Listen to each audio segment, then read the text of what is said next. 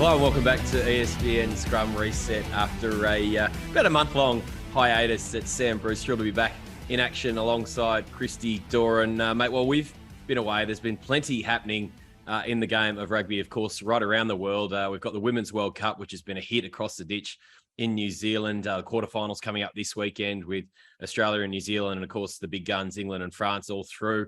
Really looking forward to those games to come, and have really enjoyed the footy that's been played over there to date. We've got chaos in the English Premiership with a couple of teams going under and potentially a third in jeopardy. And all the while, we've got the November Test Series, which is starting in October this weekend, with a couple of tests falling outside the window in Japan, and of course at Murrayfield between the Wallabies and Scotland. We've had Michael Hooper's return.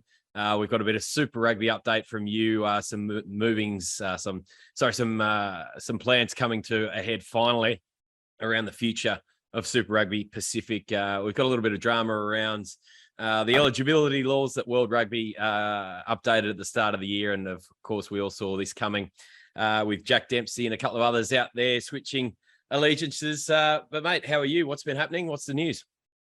Very well, thanks. It's a good thing you threw to me eventually, because you're going to have to catch your breath at some point, weren't you, Brucey? That was quite... And I'm a little bit short of breath, mate, after a second bout of COVID for the year last week. So, managed to take it home to Coonabarabran with me. So apologies to anyone who picks it up there, my old man included. Indeed. Well, good that you're talking at this point in time. It's better than some people. But look, fascinating month ahead and really dramatic. And you always think about World Cups and the lead-in period to a World Cup. There is just so much up in the air at the moment. We've got the T20 Cricket World Cup going on at the moment, and there's 3 or 4 or 5 or 6 different nations where you go, well, they're right with the crack here. I feel the exact same way with rugby, and where the state of play is 11, 12 months out from the competition getting underway. So I'm excited about it. I've had a couple of people text me, including Wallabies, text me in recent times saying they're a bit nervous about what might happen in this spring tour. Where to start with? It's a good question, but clearly next weekend, or this coming weekend, is going to be the kickstart with the Wallabies in Scotland at Murrayfield, and that's been a bogey nation for the Wallabies for a little while, a side that you usually always banged in the past, but you can't do that now. No, you really can't. And they've really struggled against Scotland in recent times. A very close game at Murrayfield last year, mate. You might have had to slip up with Muirfield there. I'm sure a few Wallabies hoping they might get to Muirfield this week to pull out the big dog and pop one down the middle on a Wednesday off potentially. But if you think back to last year, it's kind of the exact opposite situation that Australia were in when they'd come off that fantastic rugby championship.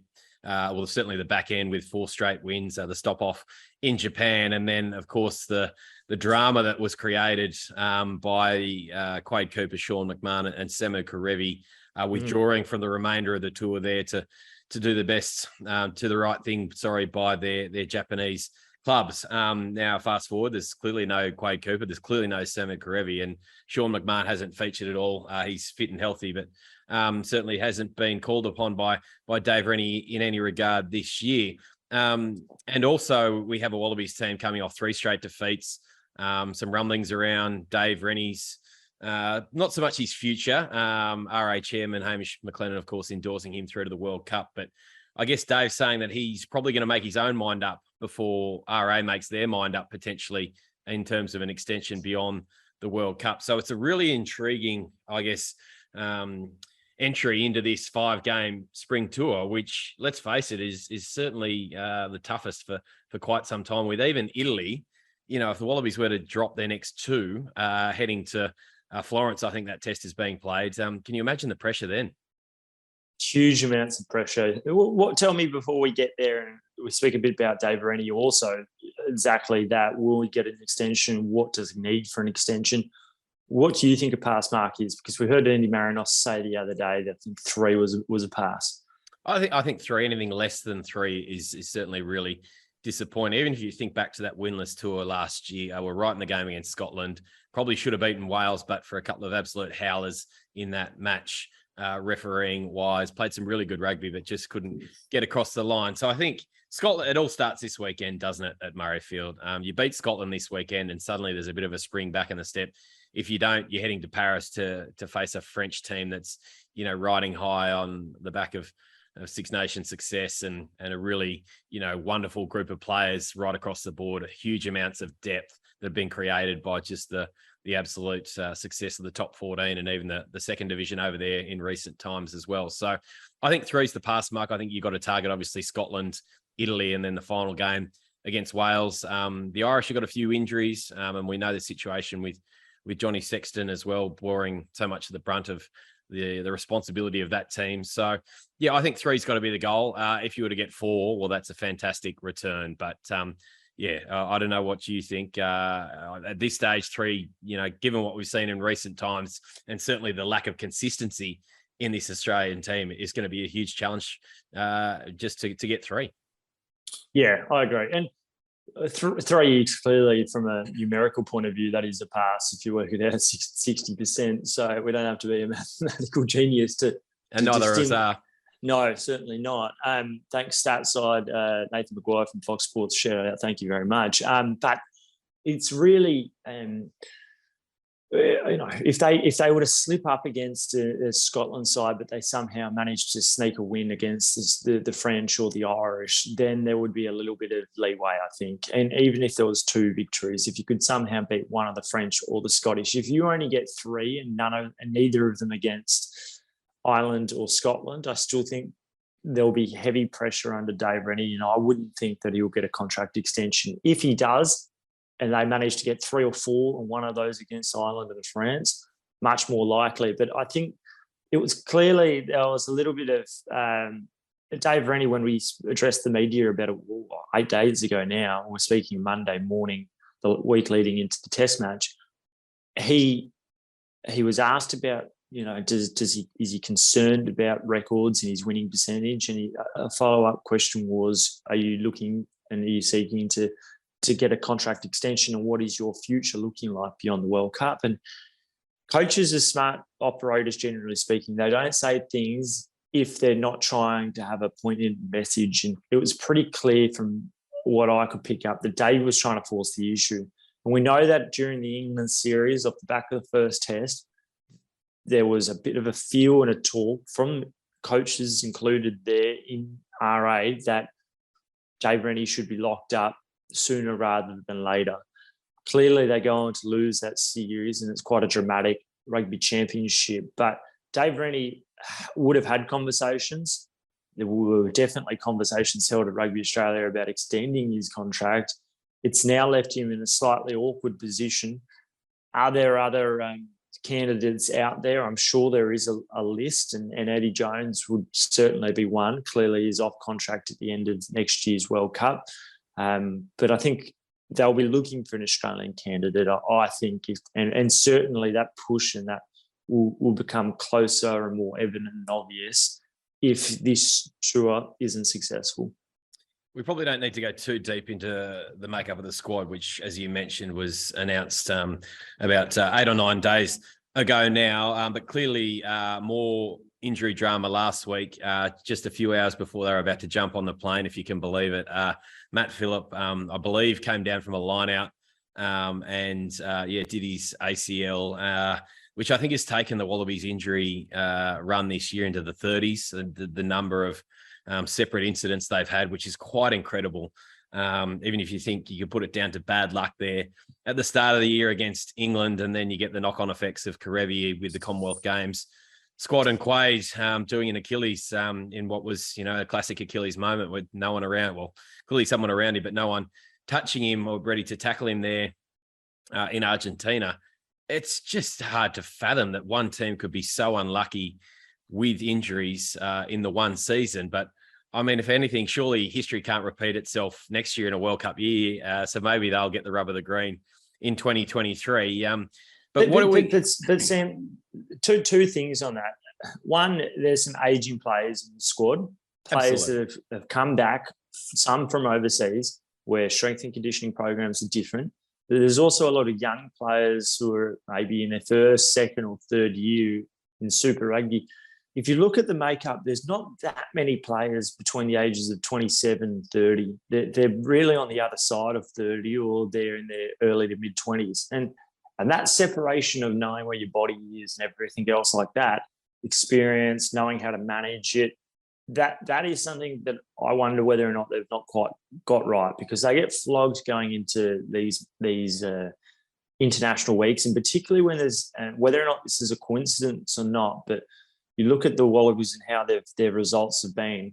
When there's a 2-week break, they typically get smashed in the first week, not so much in the second week. And then in the third week, they have a good match where they might win the first match. And then the second week, there's a drastic drop off. And they haven't been able to back up the first week with the second. You can see that with Argentina.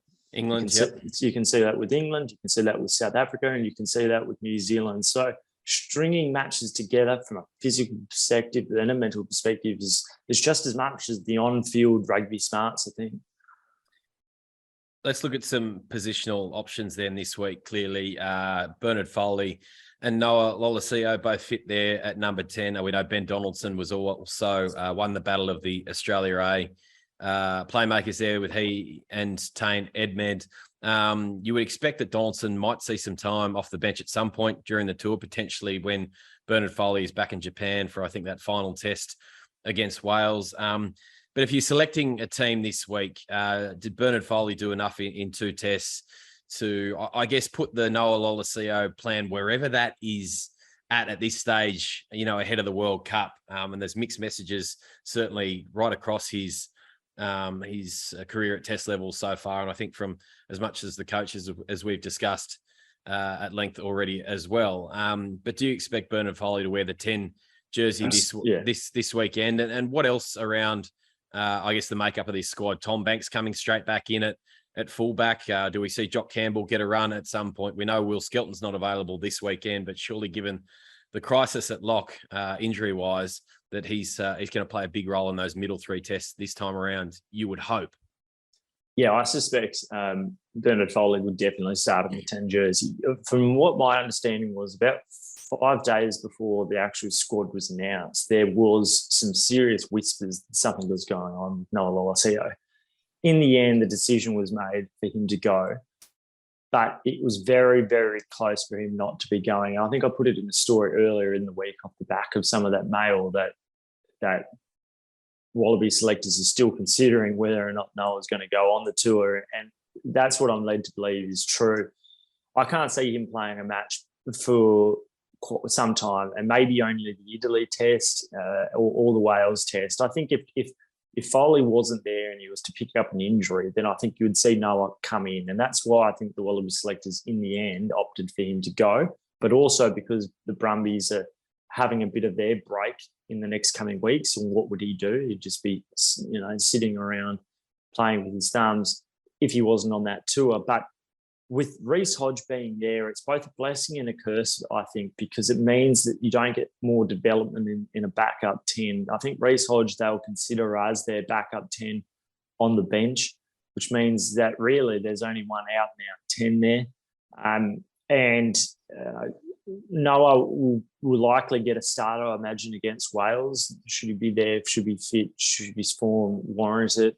But when it comes to guys like Tom Banks, I imagine he'll come almost straight back into it. I don't know that for fact yet, but Andrew Kellaway, they like him on the right wing. They know that Marika Korobetti is not going to be there, opening up a spot on the left wing. That formation is going to be interesting. Is it a Jordan Petaia on the left wing? Possibly. He's played there a bit in the past. We know that with no Matt Phillip there, no Darcy Swain for the first couple of tests, the second row is likely going to be maybe a Jed Holloway is going to partner, potentially even a Nick Frost in there. So it's lots of questions right throughout that. Interesting that Dave Rennie did point out that Will Skelton's going to get more minutes this tour. And I asked him about that because I said, Stuart Barnes and other very informed pundits think that Will Skelton could tear up the World Cup for the Wallabies. And I put that to him, to Dave, and I said, was how much of it was the strength and conditioning last year that you weren't impressed with, that you weren't going to give him more than 20 minutes? It looks like he'll be thrown to the wolves and start against someone like a France. And I think that's great because we need to know more about a player like Skelton and also what it can do from a formation perspective if you're starting him in the second row. Absolutely. You mentioned Jed potentially shifting in to lock there. I guess it opens up the sixth position again, which we know we've got Pete Samu, who was just about the best player for the Wallabies through the Rugby Championship once he got the opportunity to start. Michael Hooper's back. He's speaking to the media later today. So we'll have updates on that tomorrow, just where he's at. Interesting to see whether he comes straight back in. If there's any player that you would back to do so, it would be Michael Hooper, absolutely. But perhaps a situation where he's eased off the bench. We know Harry Wilson left at home, another player you and I have spoken a lot about on this podcast over the last couple of years. So interesting to see the makeup of the back row this weekend as well. I think you'll see, look, it will be if there's a side where you can probably have a slightly lighter forward pack, it's against Scotland. And I think you could well see a Ned Haddigan come in at 6 or shore up a second row. We'll shore out the line out. He'll give another line out option. It might allow you to stick with Pete Samu once again at 7, albeit from what I understand, they're thinking Pete Samu is more of a 6 or bench option now for the Wallabies. They're not necessarily seeing him as an out-and-out 7. So that may well lend itself to Hoops coming straight back in at 7. But I like the idea of the Ned Haddigan going in at 6. We know that he was unfortunately tainted by having his international career rushed by having 6 straight tests in your first breakout Super Rugby season. Unfortunately, he is still tainted by that rush from 5 years ago, where they think he's unfortunately a lean second row 6 who's not big enough. We saw the physicality on display against Japan. Yep. He's come back. And I think he can play a reasonably big role when you've got guys like Rob Leota that are missing. Clearly no Harry Wilson, which you're not surprised about. Neither of us liked the option of having him with Rob Valentini, both in that back row. But it'll be interesting to see how Langy Gleeson progresses throughout this tour. But also, Rob Valentini, when does he get a rest? Because he's a guy that has played close to every minute of this international season, played close to every minute for the Brumbies, with the exception of the few games he was out injured towards the back end. So there's some really interesting questions around how this squad's going to be. Probably Hunter Paisami at 12, although you could still see a Lalifai Feketi at 12, given that he was pretty good in Melbourne before getting injured early in that second return Bledisloe Test at Eden Park. So it will be fascinating to see how this squad is going through over the next couple of days. And fascinating if you think ahead to whatever team is put out this weekend. And we know at this stage next year, the World Cup will be deep into its knockout rounds. And who knows just how far the Wallabies will advance. Making sure they get past both Wales and Fiji in the pool to start with, or certainly Fiji to be even a second qualifier. But to think, when you and I are on a podcast this time in France, you'll still be there. I may well be home. I'm not sure about the situation there.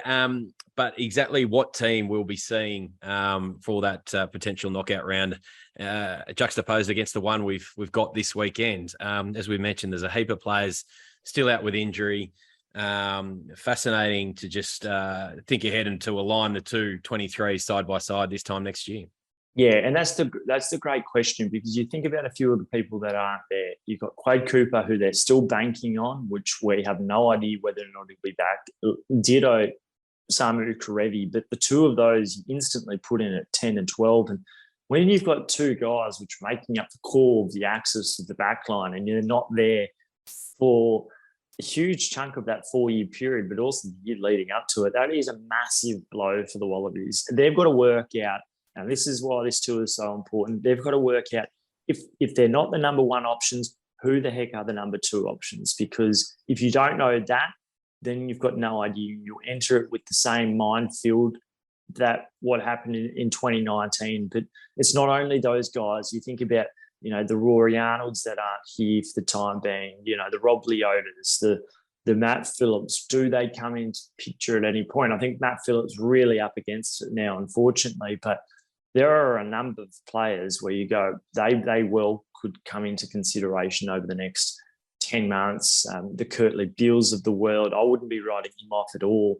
I agreed with John Connolly's comments a couple of weeks ago where he said you need to find out more about people like Jock Campbell, whether or not they have a role to play in international rugby. We know what Kirtley Beale can do. He hasn't played in 10 months. There is a lot of questions that need to be answered over the next month. All starts this weekend. I'm quite excited by it. It could go either way, and that is what's exciting about sport, is you don't always know what's going on. Just one final question before we leave the Wallabies. Were you surprised that Kirtley Beale wasn't included in this squad? No, I think that they seriously thought long and hard about it. What was perhaps surprising is some players, and this is something that various people have brought to my attention too, is what's the point of the Australia A program? Is it merely a development tool, or is it for the Wallabies in terms of getting players back to speed coming from injury? What is the Australia A program for? The fact that he didn't go, I thought, he hasn't played since February. The guy's probably, and this is Dave Rennie's quotes too, probably carrying a couple of extra kilos from where he wants. He's just had a baby. There were a number of reasons to think he's probably not going at the moment. But as I say, I think he could still very much come into it. But it's actually probably a good thing as well from a statement point of view that, hey, you might be Kirtley Beale, you might have played 90-odd test matches, but you need to come back and you need to dominate Super Rugby, because the last time you were playing for the Waratahs, things didn't go well and you left at the onset of COVID. So I think from a statement point of view, it's a good thing. Yes, fascinating 5 weeks of Test rugby. As you mentioned, they really can't wait to think that we'll go right through to that first weekend in December. A couple of late nights, but also a couple of 7 a.m. starts on Sunday, which will be a bit friendlier to Wallabies fans down here, both France and I think the Island game, a 7 a.m. kickoff. So a little bit of respite, but it doesn't start this weekend with a 3 a.m. special, which is probably just about the worst time, I think, because you probably just got to go straight through the rest of your Sunday. But you and I will be talking bleary-eyed, no doubt, at some stage on Sunday. Let's talk a little about even a lot about the Wallaroos and the Women's Rugby World Cup in general across in New Zealand. I think it's been a huge success. Brittany Mitchell was over there for us, for ESPN, on the opening weekend, did a really good job of covering certainly the opening match day in Auckland, where Australia really took it up to the Black Ferns for at least the first half there, and then a couple of yellow cards coming their way, which seems to be a bit of a problem in Australian rugby, discipline right across the board, be it male or female. But on the whole, they won through to the quarterfinals as the second place finisher on the weekend with a really gritty win over Wales. Probably made it a little bit harder on themselves than they needed to. Again, a common theme in Australian rugby, perhaps. But to get past both Scotland and Wales, who do have, kind of a semi-professional element in certainly the last 12 months, to finish second. And I think with each game, they're probably getting better. The Wallaroos, as I mentioned, discipline a problem, but fantastic for these women to advance to the knockout stage. They now face probably the tournament favourites in England, which will prove a huge challenge for them to get past clearly. But how have you seen the tournament in general, and I guess the Australian performances as well? Yeah, I watched the Wales Test quite closely on the weekend.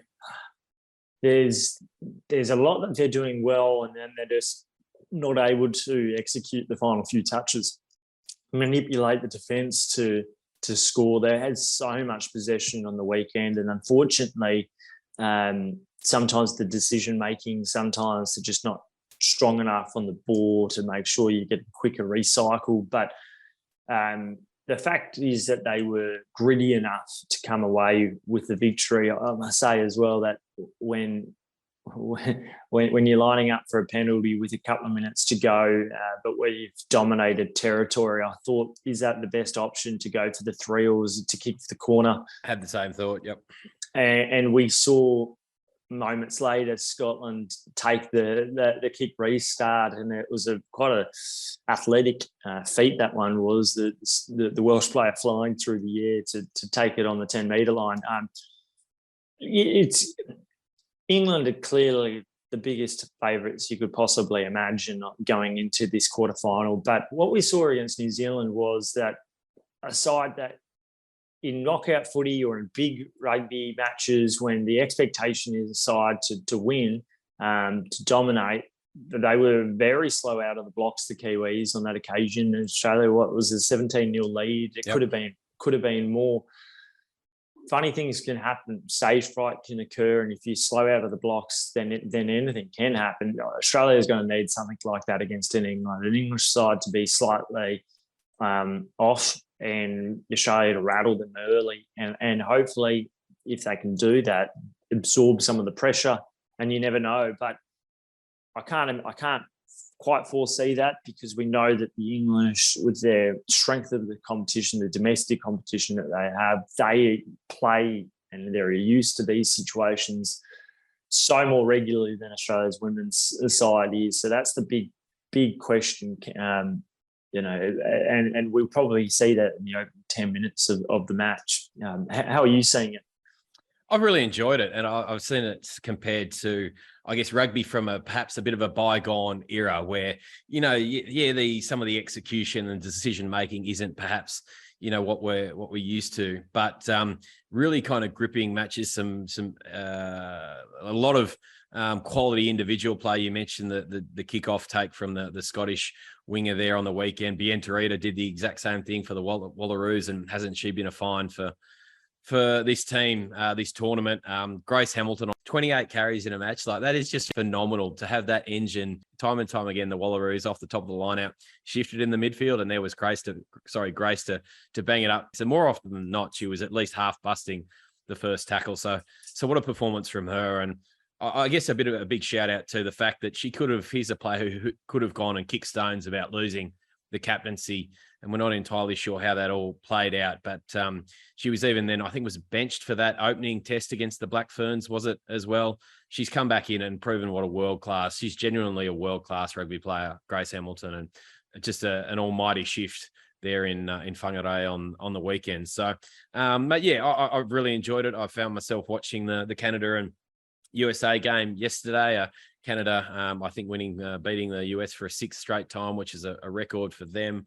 It's a really good sign for the women's game moving forward. Sure, there's been some blowout scorelines, particularly on the weekend, when I think this gap between the professional, or at least the semi-professional teams, and then the women who've potentially only had sort of 2 or 3 months together leading into the tournament this year has shown.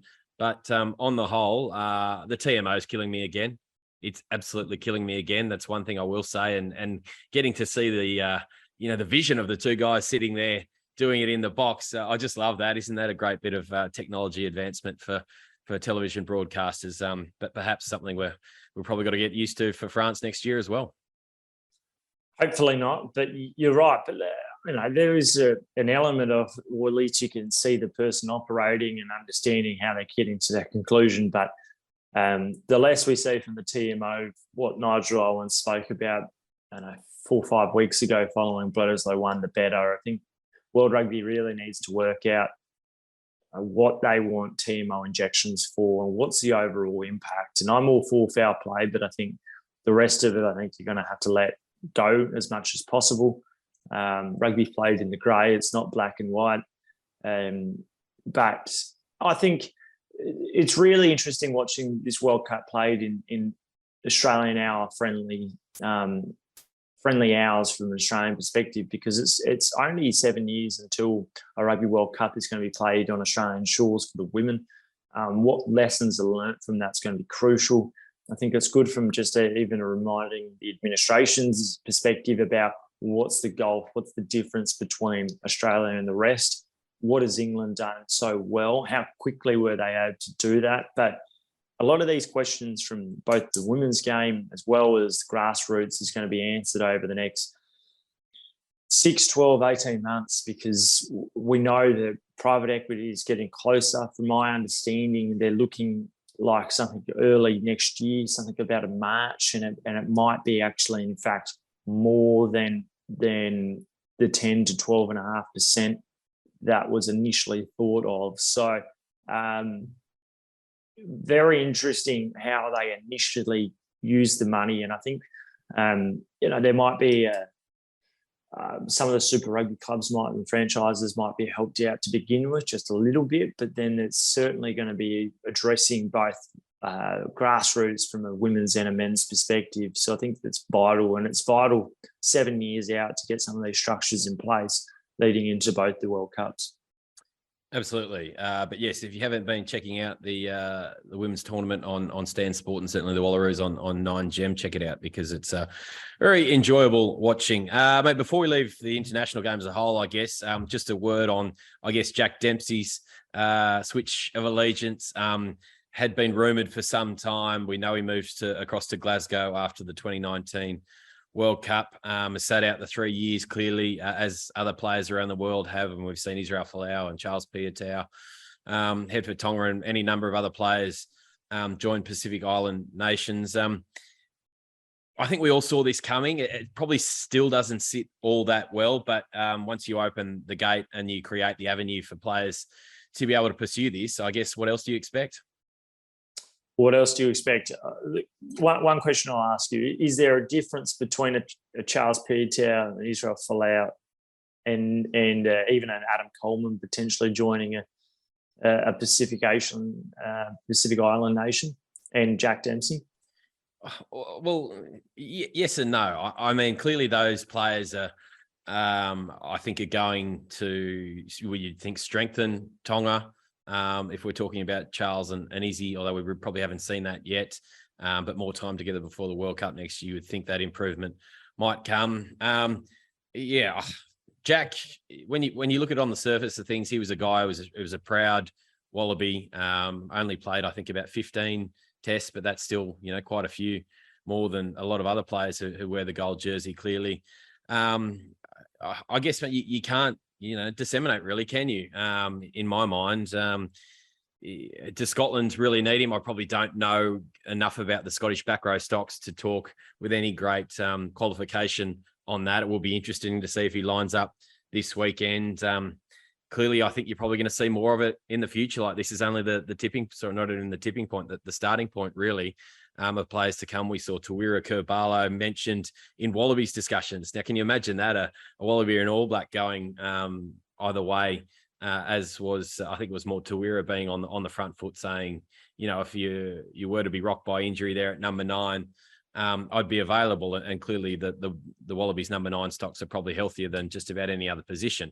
So we're likely not to see that. But yeah, look, I mean, it's not a great look, I don't think, for the game. But in the end, if it makes these nations what we refer to, I guess, as tier 2 nations, even though that's probably a name a label we're trying to get rid of.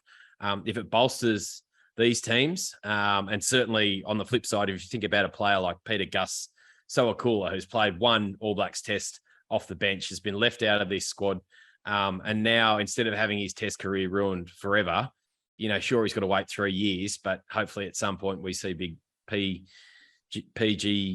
I just came up with that then, had to think about his name, line up for Fiji at some point. So I think there's going to be good and bad instances along the way, and we've probably just got to get used to it. Yeah, I think you're probably right. Look, I don't think it looks good. I'm still somewhat surprised by it. But yeah, you've got to get used to it.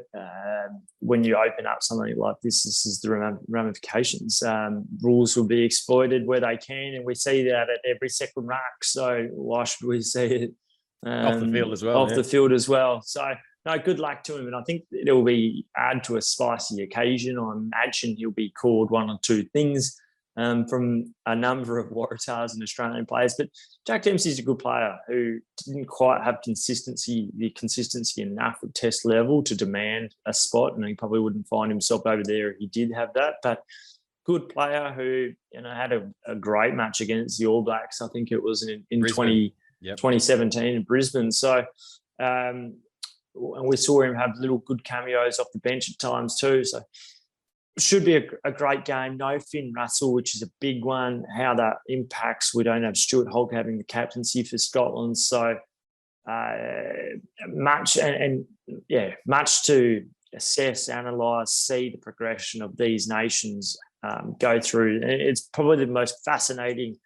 November series in some time. I thought last year was a good one. We saw in 2018 it was a great one when New Zealand were almost beaten by England and there was a disallowed try at the end there. Lots at stake over the next 5 weeks. Yeah, can't wait for that one, for the finale there, England and the All Blacks. Mate, just before we wrap up, a Super Rugby update from you. We know there's been a lot of chest beating this year from both sides of the Tasman, and certainly Hamish McLennan just, I guess, trying to get the best deal for Australia as possible with some threats or some very, some genuine thoughts that Australia could go it alone. That suddenly doesn't look the case. So I'm kind of, for one, glad we've got to this situation, if that does indeed to be proved correct. Certainly not the 50-50 split that they were hoping for, but a better deal with chances of, obviously, with Australian Rugby, as you mentioned earlier, doing their own private equity deal to shore up the game into the future. That Super Rugby Pacific won't die on the scrap heap after just 2 years. No, it would be a massive shame if that happened because, time zone friendly tournament at long last. It allows consistency. It allows people to know what time matches are being played, which is really, really important. From my understanding, RA will likely still get some money from New Zealand Rugby over the next couple of seasons from 24 and 25. It won't be 50%, but by 2026 it will be 50%. Mark Robertson was joined by Rob Nicol over in Sydney at Rugby Australia headquarters last Monday, where they had a meeting.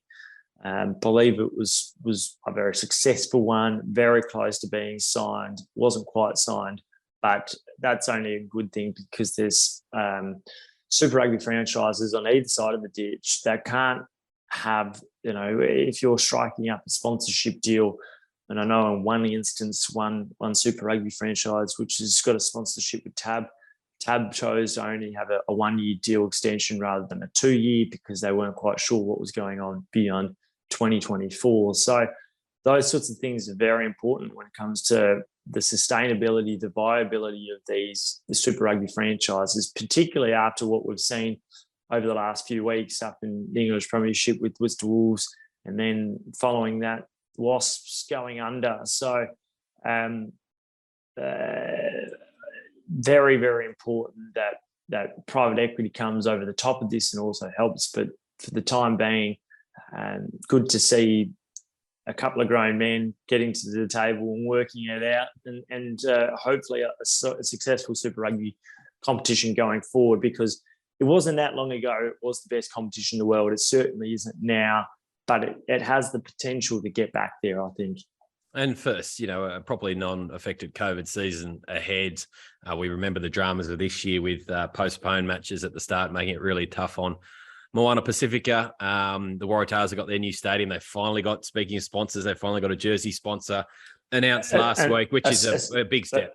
A 7-figure sponsorship as well. And I asked questions about that. Is that important? Was it the right decision to hold back? Absolutely. Because if you don't go to that 7-figure mark to begin with, then the other sponsorships will go, hang on, why are we paying you so much? We'll also have a bit of that back too. So important, but also the new high performance facility at Daceyville. They're going to be getting out of the demountables, which is a good thing if a young bloke like Joseph Swaley comes knocking and realises he's not going to be sitting in a made-up demountable, but there is a new high-performance centre just across the oval there at Daceyville. Yeah, a bit doing with Joseph Swaley at this point. I'm sure that's a player we're going to be talking a lot more about, certainly early next year. Mate, I think that's a pretty good wrap for the first pod in about a month. Fantastic to see you and chat a bit of code again, as we mentioned earlier, just a brilliant month of rugby coming up, not just from an Australian perspective, but right across the board. Plenty of Sundays catching up on those matches you don't watch through the night. And but I think both you and I will be setting the alarm for 3 a.m. or thereabouts on Sunday morning. And yeah, we'll chat then and reflect on what will no doubt be an intriguing start to the Wallabies end of season tour. Good chat. I'm going to go get a coffee because I've really wanted one all morning. It's such a sleepy old Monday morning here in Sydney with the rain continuing to come down. So on that note, good to join and enjoy the rugby ahead. Absolutely.